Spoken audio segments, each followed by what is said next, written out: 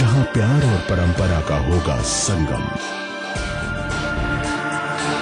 अपराध को मिलेगा सिद्धांतों का मुंहतोड़ जवाब।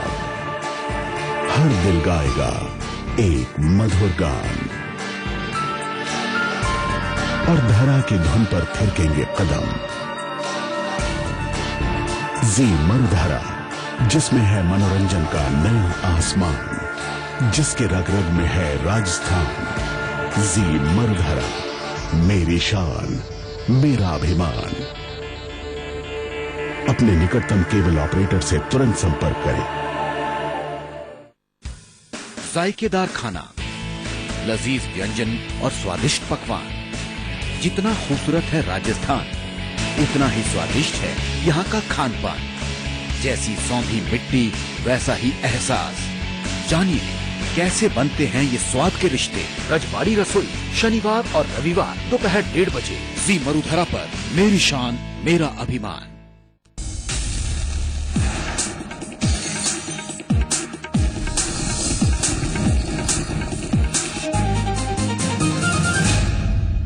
नमस्कार, संवाद में आपका स्वागत है। आज हम संवाद कर रहे हैं भाजपा के कद्दावर नेता और राजस्थान सरकार के मंत्री राजेंद्र राठौड़ साहब से। राठौड़ साहब, आपका स्वागत है संवाद में। बहुत बहुत धन्यवाद। सबसे पहला सवाल, राजेंद्र राठौड़ भाजपा की सरकार में वसुंधरा जी के राज में वसुंधरा जी के हनुमान माने जाते हैं, आपका क्या कहना है? मैं वसुंधरा जी का हनुमान तो नहीं, परंतु उनका एक कर्मठ और अनुशासनबद्ध कार्यकर्ता अवश्य हूं।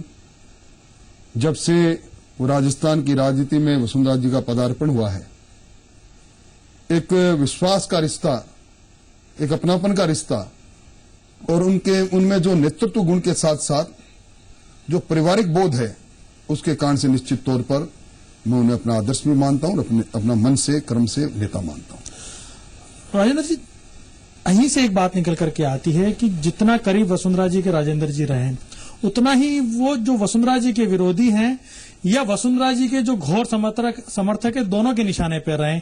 कईयों को लगता है कि राजेंद्र जी वसुंधरा जी के मार्गदर्शक भी हैं, चाणक्य भी हैं, उनके कारण से कई निर्णयों में वसुंधरा जी के निर्णयों में राजेंद्र जी की भूमिका होती है। और जो विरोधी है उनको लगता है बहुत पावरफुल हो रहे हैं, सेकंड टू चीफ मिनिस्टर है। दिक्कत आती है? मैं नहीं समझता कि इस प्रकार की कोई दिक्कत मुझे आती हो, क्योंकि मैं अपने आप को, जैसे मैंने पहले कहा, एक छोटा सामान्य धरती से जुड़ा हुआ वो कार्यकर्ता जिसकी पारिवारिक पृष्ठभूमि कभी राजनीति की नहीं रही। मैं राजस्थान विश्वविद्यालय में एक छात्र के रूप में अध्ययन करने आया था। न जाने किस मोड़ पर मैं छात्र राजनीति की ओर मुड़ गया। छात्र संघ के अध्यक्ष और अध्यक्ष से फिर मेरी शुरू हुई संघर्ष की गाथा। तो जो व्यक्ति ठेठ धरातल से जुड़ा हो, उसको अपनी हैसियत और औकात मालूम रहती है। इसलिए मुझे मेरी औकात और हैसियत मालूम रहती है, इसलिए मैं ना कभी उनका मार्गदर्शक हूं। वो मेरी मार्गदर्शक है, वसुंधरा जी मेरी मार्गदर्शक है, भैरव सिंह जी मेरी मार्गदर्शक रहे। पर कुछ आदत में शुमार है जिसके साथ रहता हूं, मजबूती से रहता हूं और उनके द्वारा बताए गए हर काम को करने की मन से कोशिश करता हूं। लेकिन इसी कारण से निशाने पे भी आप रहते हैं। जब भी विवाद आए, चाहे प्रदेश अध्यक्ष का मामला आया हो निकल करके, प्रतिपक्ष के नेता का मामला आया, उस सबसे आगे राजेंद्र राठौड़ खड़े मिलते थे, नेतृत्व करते थे वसुंधरा समर्थकों का। और उसका परिणाम था कि जो दूसरा खेमा है, सीधे तौर पे कहूं तो जो संघनिष्ठ खेमे की बात कही जाती है, कहीं न कहीं वसुनिष्ठ संघनिष्ठ की बात चल पड़ती है, उसमें आप निशाने पे होते हो। पार्टी के नेतृत्व का समर्थन करना तो अच्छी बात है, फिर निशाने पे क्यों? भारतीय जनता पार्टी में संस्कारबद्ध कार्यकर्ता है। ये पार्टी एक परिवार के तौर पर चलती है। ना इसमें कोई संघ खेमा है, ना कोई इसमें वसुंधरा खेमा है। सिर्फ एक ही खेमा है, वो है कमल के फूल का खेमा, और उसी में हम सब लोग शामिल हैं। संघ की निष्ठाओं के प्रति, संघ के सिद्धांत के प्रति किसी भी व्यक्ति में दोहरा हो नहीं सकती। और संघ को जितना कुछ मैं समझा हूं, एक राष्ट्रभक्तों का समर्पित संगठन जिसे कुछ प्राप्त करने का स्वार्थ नहीं, कुछ देने का स्वार्थ हो, ऐसे लोगों के निशाने पर आने का कोई सवाल ही नहीं खड़ा होता। बड़ी बात आपने कही, एक संघनिष्ठ कार्यकर्ता से इस प्रकार के जवाब की आशा होती है। राजेंद्र जी, इन सब के बीच में से मैं थोड़ा सा पीछे चलना चाहूंगा। आप छात्र राजनीति से निकले, छात्र संघ के आप अध्यक्ष रहे, वहां से चल करके जनता दल में रहे, अपना खुद का खड़ा किया हुआ अपना बेस, और आज एक मजबूत पोजीशन में कि शेखावटी का इलाका जहां भारतीय जनता पार्टी या जनसंघ का कहीं नामो निशान नहीं होता था, वहां पार्टी को खड़ा किया, आपको कैंडिडेट डालता। ये पूरा सफर कैसा रहा? राजनीति के सफर की व्याख्या करना एक राजनीतिक के रूप में बड़ी मुश्किल है। ये एक ऐसा राजनीति का सफर रहता है जिसमें सुगम राह के बीच में कब कंटीली राह आ जाए, किस वक्त सरपट दौड़ती हुई आपकी गाड़ी किस खड्डे में फंसकर खड़ी हो जाए, पता नहीं लगता। और ये जरूर है कि विश्वविद्यालय से निकलने के बाद जब शेखावटी की ओर रुख किया था, उस समय मन में इच्छा थी कि भारतीय जनता पार्टी, और पहले मैं जनता पार्टी चंद्रशेखर जी के साथ था, मैंने सबसे पहला चुनाव जनता पार्टी से लड़ा, फिर जनता दल से लड़ा। और मैं समझता हूं कि राजस्थान की विधानसभा में लगातार 6 बार जीतने वाला वो व्यक्ति जिसके परिवार में दूसरा कोई राजनीतिज्ञ नहीं रहा, और जिसने अपने परिवार से बढ़कर पूरी अपनी जनता को चाहा, और जिसके नेतृत्व करने के लिए भैरव सिंह जी, वसुंधरा जी जैसे सरीखे नेता मिले, शानदार नेता मिले, जिनका दृष्टिकोण बड़ा स्पष्टता लिए रहा। तो ऐसे सभी चीजों की भूमिकाओं को जब देखता हूं तो संघर्ष जरूर रहा, पर नेता नेतृत्व के संरक्षण के कारण शेखावटी के अंदर धीरे धीरे बढ़ते चले गए। बीच में एक दौर आया, बड़ा दुखद दौर था, जो भाजपा में काम करते हैं, कई लोगों को चुनना पड़ा कि मैं वसुंधरा जी के साथ हूं या भैरव सिंह जी के साथ। परिस्थितियां ऐसी रही कि विवाद बना। उस समय राजेंद्र राठौड़ कहां खड़े थे? क्या मन में था कि एक गुरु हैं, एक वर्तमान नेतृत्व है, दोनों के बीच के अंदर कहीं? मैंने भैरव सिंह जी शेखावत से सीखा था कि जब कभी ऐसे दोराहे पर खड़े हो तो अपने मन और मस्तिष्क से सही और गलत का निर्णय करके मजबूत कदमों से एक तरफ बढ़े। भैरव सिंह जी शेखावत का और वसुंधरा जी का कोई ऐसा विवाद कभी रहा नहीं जिसके कारण से कभी दो राह दिखी। मुझे भैरव सिंह जी शेखावत के अंतिम दिनों के अंदर वसुंधरा जी के साथ उनके पास जाने का मौका मिला जब वो बीमार थे। एक पिता और पुत्री का सा स्नेह उनकी आंखों में तैरता हुआ मैंने देखा था। इसलिए राजनीति के अंदर यदा कदा मुंह से निकलने वाला कोई वाक्य को अगर चाय के प्याले में तूफान खड़ा करके कोई राजनीति का गलत अंदाज लगाना चालू कर दे तो उसका तो कुछ कह नहीं सकते। बाकी उनमें कोई विवाद, भैरव सिंह जी का विवाद से संबंध रहा ही नहीं, वो तो आजाद शत्रु थे, इसलिए तो देने वाले थे। ये राजेंद्र राठौड़ साहब है जो कि राजनीति में दोस्तों के दोस्त नहीं बल्कि दुश्मनों के भी दोस्त जाने जाते हैं। जितनी अच्छी मित्रता भाजपा में, उससे कहीं ज्यादा अच्छी मित्रता कांग्रेस में भी है और कई बार वो भी सवालों में रहती है। अभी रुक रहे हैं एक छोटे से ब्रेक के लिए और ब्रेक से लौटते ही वापस करेंगे राजेंद्र राठौड़ साहब से संवाद।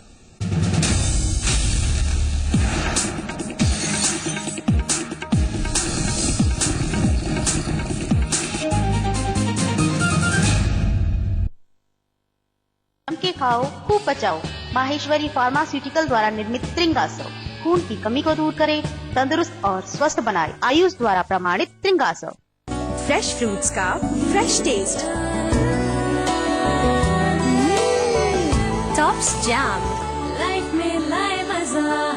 Education, real estate, tea garden, सर्वत्र सामाजिक उन्नयन में अंशीदार विश्वामित्र इंडिया परिवार हर कदम विश्वास के साथ। बूंद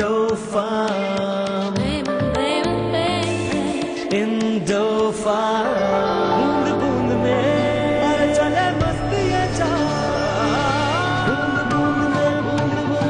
धरती हो खुशहाल। शक्ति ज्यादा बचत ज्यादा। Indo Farm tractors. क्षमता, ममता, संघर्ष, साहस, त्याग, जीत, आशा, परिवार, नारी एक दुनिया। Biani Group wishes Happy Women's Day.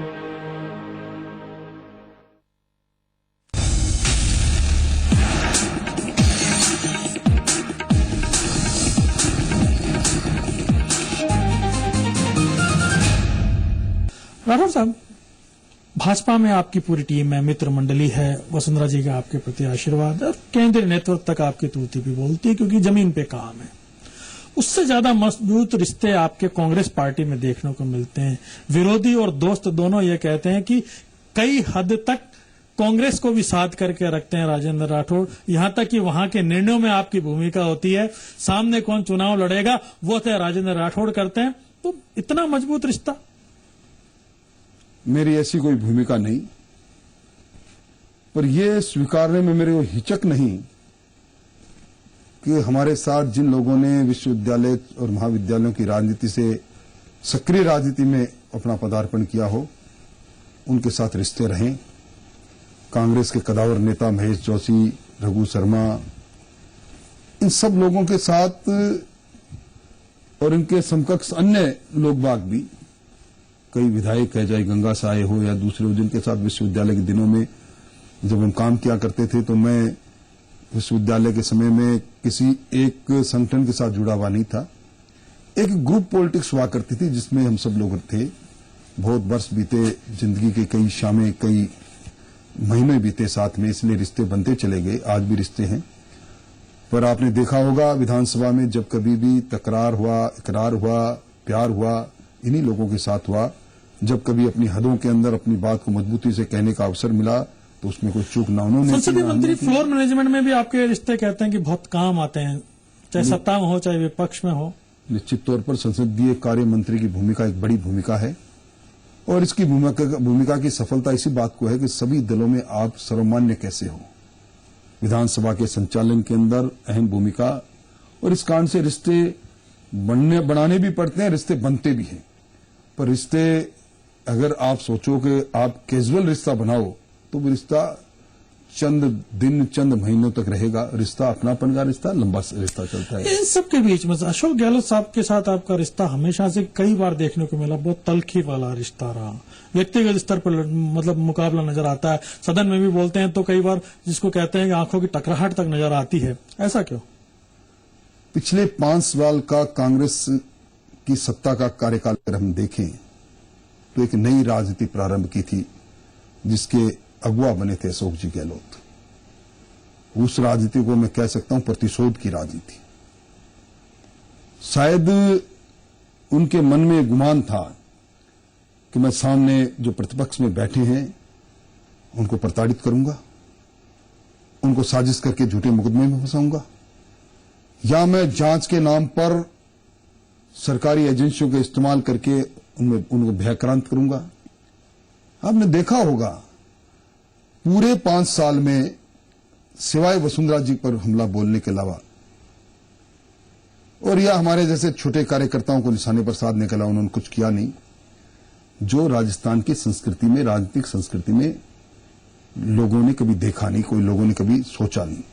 इसी का परिणाम निकला कि राजनीति के अंदर एक इस प्रकार का परिवर्तन हुआ। उम्मीद नहीं थी इतना बड़ा 163 80% से ज्यादा की जीत मायने रखती है वो। निश्चित तौर पर इतना बड़ा जनमत, इतना बड़ा विश्वास जनता का। अब इस आवाम के विश्वास को इन जनप्रतिनिधियों के माध्यम से बनाए रखना एक कड़ी चुनौती है जिसको वसुंधरा जी बेखूबी से पूरा कर रही है। वही बात निकल करके आती है जिस तरीके से 5 साल का कार्यकाल अशोक गहलोत का रहा, मुकाबले के लिए आप सदन के अंदर थे। कई मामलों में देख करके आए, कहते हैं कि कौन सीबीआई का जिस तरह से दुरुपयोग की बात आई, आप पर हमले हुए दारा सिंह, हालांकि न्यायालय ने आपको बाकायदा डिस्चार्ज किया। बहुत कम मामले होते हैं जिसमें कि डिस्चार्ज की बात आती है, आमतौर पर लोग बरी होते हैं, आप डिस्चार्ज हुए चार्जेस से। लगा कि कहीं ना कहीं पूरी मशीनरी टारगेट बनाने के लिए इस्तेमाल हो रही थी। मैं मजबूती से एक बात कह सकता हूं, CBI central bureau of investigation नहीं, कांग्रेस ब्यूरो ऑफ इन्वेस्टिगेशन बनकर पिछले सालों में काम करती आई। देश की सबसे बड़ी एजेंसी अगर इस तरह अपने राजनीतिक स्कोर करने के लिए कांग्रेस इस्तेमाल करे, रोज इस्तेमाल हो, इससे बड़ा दुर्भाग्य कुछ हो नहीं सकता। सीबीआई ने मुझे निशाने पर लिया। मैंने मेरे जीवन में कभी दारा सिंह को देखा नहीं।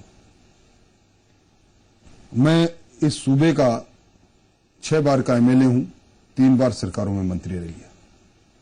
एक शराब माफिया के ड्राइवर से मेरी क्या कयावत हो सकती है, क्या दुश्मनी हो सकती है, मेरे खुद की समझ के परे की बात थी। केवल राजनीतिक गुलाब जी कटारिया के मामले में शहाबुद्दीन इनकाउंटर से दूर दूर का रिश्ता नहीं। उन्होंने सोचा जब गुलाब जी कटारिया और वसुंधरा जी की जोड़ी ने कांग्रेस पर कहर बनकर टूटने लगी, जब कांग्रेस की पूरी कुर्सी हिलने लगी, तब सोचा कि क्या किया जाए, तब इस प्रकार के काम का इस्तेमाल मैं समझता हूं दुर्भाग्यजनक है। इस बातें नहीं होनी चाहिए। और इस बार हमने स्वरूप जब सत्ता संभाली तो वसुंधरा जी ने आगे बढ़कर कहा कि मैं प्रतिपक्ष के को विश्वास में लेकर चलूंगी। राजस्थान के स्वर्ण विकास के अंदर प्रतिपक्ष की भूमिका अहम भूमिका है। गुलाब जी के भी साथ भी आपके रिश्ते बनते बिगड़ते रहे। कई मसलों पर सामने देखने को आया कि 2 अलग अलग ध्रुवों पे आप दोनों खड़े दिखते रहे। गुलाब जी हमारे वरिष्ठ नेता है, उनका एक राजनीतिक धरातल है, एक सोच भी है। गुलाब जी से कभी मनभेद नहीं हुआ। किसी छोटे इशू पर मतभेद हुआ भी तो क्षणिक रहा। इसलिए मैं इसको नहीं कह सकता हम 2 ध्रुव पर खड़े थे। वसुंधरा जी की स्वराज संकल्प यात्रा के अंदर मैं 3 संभागों के प्रभारी के रूप में काम कर रहा था और उस समय गुलाब जी कटारिया भी साथ थे। तो ऐसी बात नहीं कि उनसे कोई मतभेद रहे हो। राजेंद्र जी, इसी प्रकार के विरोधों अंतर विरोधों की राजनीति से आप निकल कर गया तो एक बड़ा राजनीतिक चमत्कार और कहा जाता है। जिस इलाके से आप चुनाव लड़ते हो, आप राजपूत जाति से आते हो। राजस्थान के अंदर 2 ध्रुव राजनीति में जातियों के देखे जाए तो एक तरफ जाट होते हैं, दूसरी तरफ राजपूत होते हैं। आप राजपूत जाति से और चुनाव जीतते हो जाटों की कॉन्स्टिट्यूंसी से। राजनीति में कोई एक जाति किसी को ना चुनाव जिता सकती, ना चुनाव हरा सकती, उसका धरातल बन सकती है। और मैं समझता हूं कि जिस प्रकार की राजनीति की पृष्ठभूमि मुझे मिली, मैं चंद्रशेखर जी की पदयात्रा में रहा, लंबा समय तक, महीनों तक उनके साथ चलने का मौका मिला।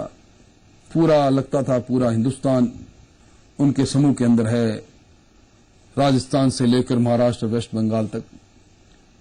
तो कुछ संस्कार ऐसे रहे कि मैंने जातिवादी बंधन को अपने ऊपर हावी नहीं होने दिया। और आज इसीलिए मैंने मेरे बनने के बाद जिन पदों पर जिस जाति का बाहुल्य था उनको उन पदों पर पहुंचाने का काम किया। और जातिगत आधार पर मुझे लोगों ने कई बार निशाने पर साधने की कोशिश की। इस बार भी चुनाव में चूंकि मेरे साथ कुछ है ही ऐसा कि सबसे अलग निराला, सबके चुनाव हो गए, मेरा चुनाव इकलौता चुनाव था। पूरे राजस्थान के अंदर प्रचार किया गया कि इस बार जाट मतदाता बेरुख है राजेंद्र से, परंतु जाट मतदाताओं ने दिखा दिया 25,000 मतों से जिता कर किसके साथ है। नहीं, ये तो है राजनीतिज्ञ राजेंद्र राठौड़। अब थोड़ा सा बात करेंगे हम राजस्थान सरकार के चिकित्सा मंत्री राजेंद्र राठौड़ से। अभी रुक रहे हैं एक छोटे से ब्रेक के लिए।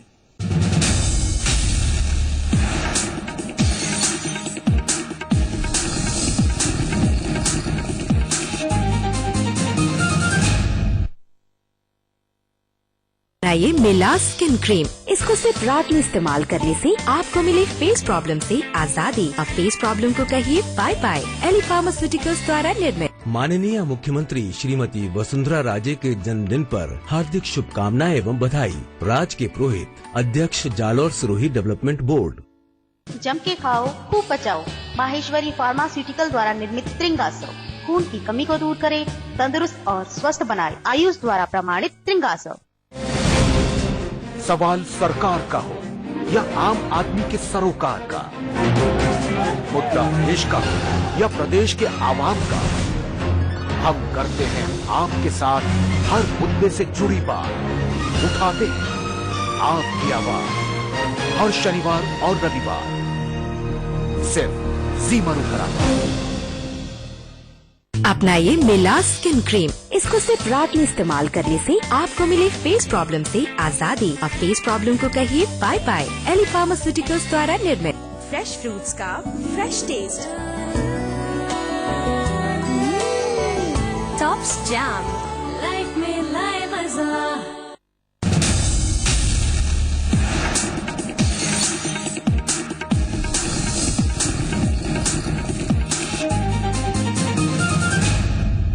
राजेंद्र जी, इस बार आपके पास में चिकित्सा मंत्रालय है।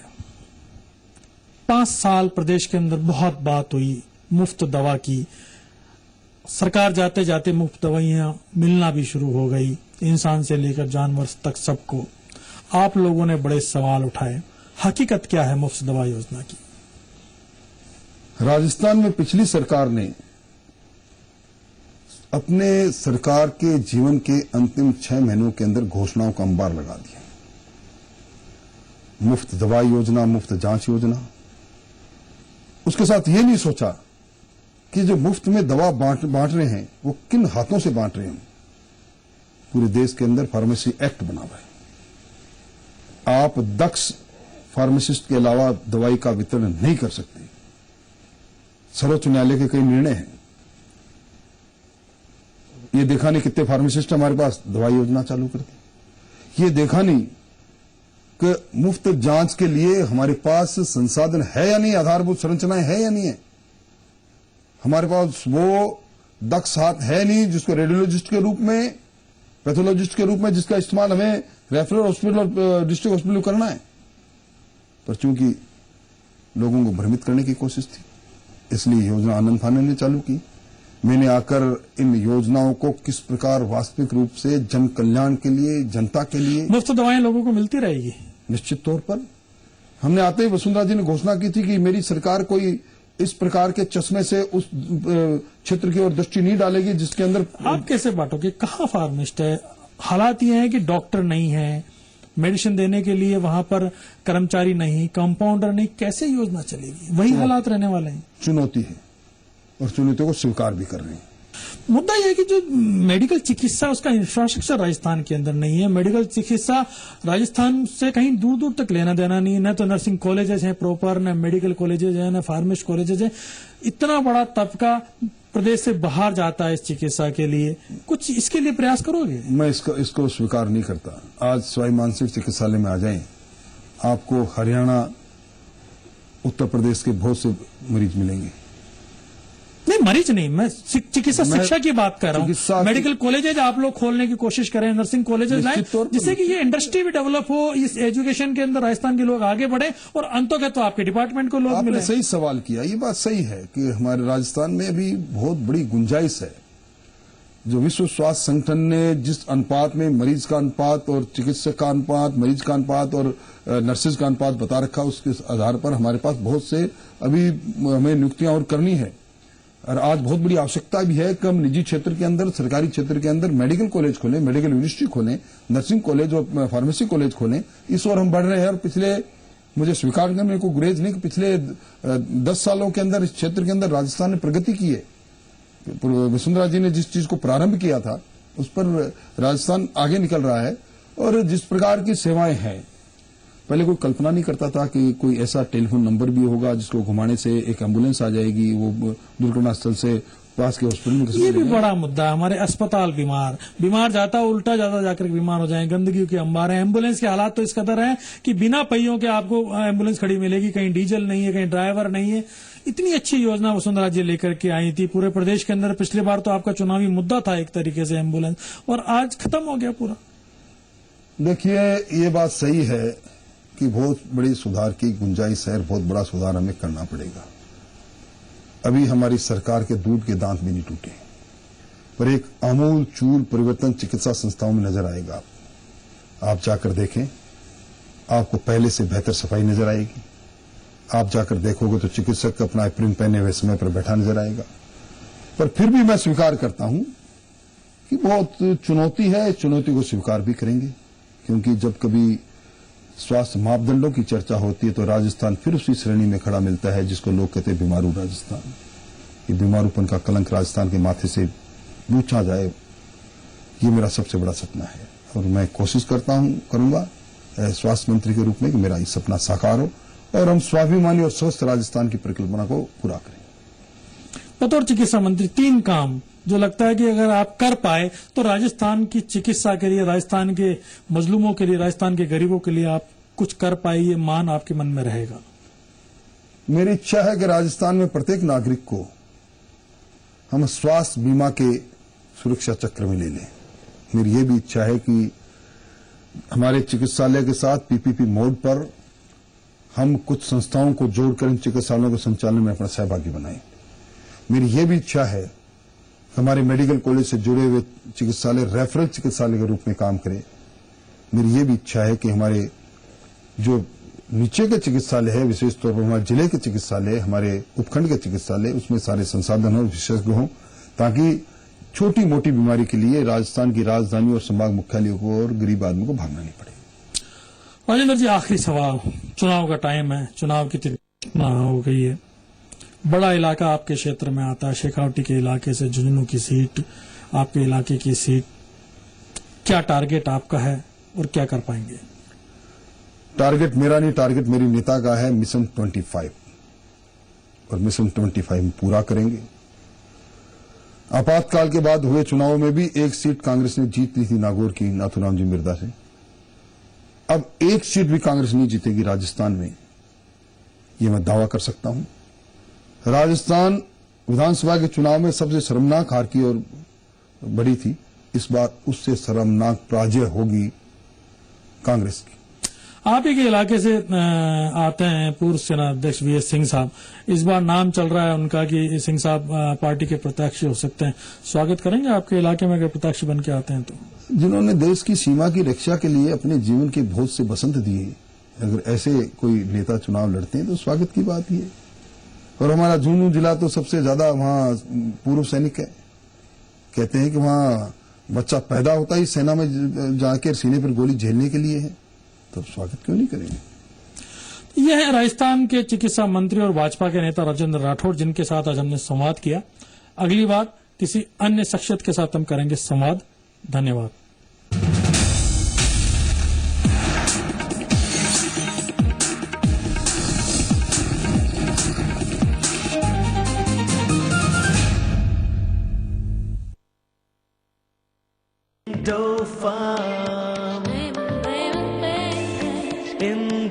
बूंद बूंद में चले मस्ती ये बूंद बूंद में भरती हो खुशहाल। शक्ति ज्यादा, बचत ज्यादा। Indo Farm tractors. जम के खाओ, खूब पचाओ। माहेश्वरी फार्मास्यूटिकल द्वारा निर्मित त्रिंगासव खून की कमी को दूर करे, तंदुरुस्त और स्वस्थ बनाए। आयुष द्वारा प्रमाणित त्रिंगासव। अपनाइए मिलास स्किन क्रीम। इसको सिर्फ रात में इस्तेमाल करने से आपको मिले फेस प्रॉब्लम से आजादी। अब फेस प्रॉब्लम को कहिए बाय बाय। एली फार्मास्यूटिकल्स द्वारा निर्मित। खबरें जिनसे हिल जाती है सरकार, खबरें जिनका है आपसे सरोकार, खबरें जिनसे पढ़े जाते हैं अखबार, खबरें हर सुबह जिनकी है दरकार। सुर्खियां रोज सुबह 8 बजे सिर्फ जी मरुधरा पर। मेरी शान, मेरा अभिमान। माननीय मुख्यमंत्री श्रीमती वसुंधरा राजे के जन्मदिन पर हार्दिक शुभकामनाएं एवं बधाई। मदन राठौड़, विधायक सुमेरपुर।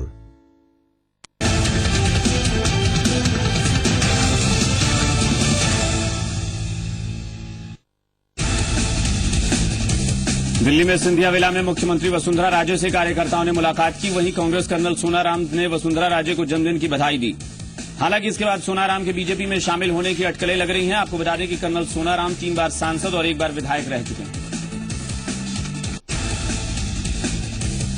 महिला दिवस के मौके पर नरेंद्र मोदी का एक बड़ा सियासी कार्यक्रम आयोजित किया गया। नरेंद्र मोदी आज महिलाओं से रूबरू हुए। अंतर्राष्ट्रीय महिला दिवस पर मोदी की महिलाओं के साथ चाय, बेटियों की शिक्षा को मिशन बनाने पर जोर दिया गया। मोदी ने कहा कि पारिवारिक और सामाजिक मसलों में महिलाओं की समान भागीदारी हो। उन्होंने कहा कि महिलाओं में देश को बदलने की ताकत है।